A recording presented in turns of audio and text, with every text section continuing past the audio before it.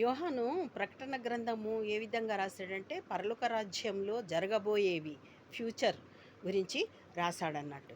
అప్పుడు ఆ బలిపీఠము క్రింద ఎవరున్నారు? హతసాక్షులు ఉండడం చూశాడు కదా.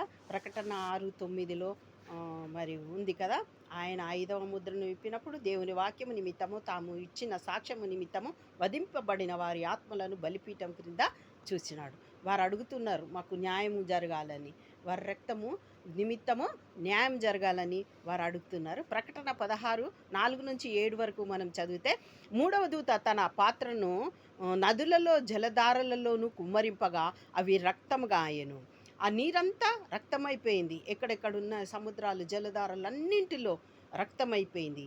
అప్పుడు వర్తమాన భూతకాలంలో ఉండు పవిత్రుడ పరిశుద్ధుల రక్తమును ప్రవక్తల రక్తము వారు కార్చినందుకు తీర్పు తీర్చి వారికి రక్తము త్రాగించితివి. అప్పుడు ఆ రోజులలో ఉన్నవారు ఈ హతసాక్షులు వెళ్ళిపోతారు. దేవుడు మరి పరిశుద్ధులని ఎత్తబడిన తర్వాత అక్కడ నీరంతయు కూడా మరి త్రాగటానికి నీరుండదు. అదంతయు రక్తంగా మారిపోతుంది. ఎక్కడెక్కడ నీరు ఉన్నదో ఆ రక్తము వారు తాగాల్సి వస్తుంది దాహముతో.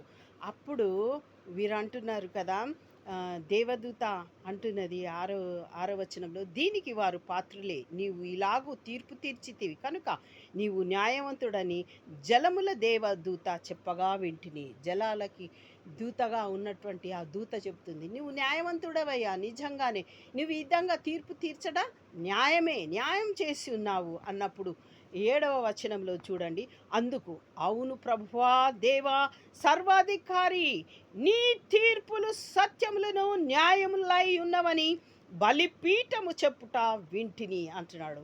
మరి ప్రకటన 6:9లో బలిపీఠం కింద ఎవరున్నారు?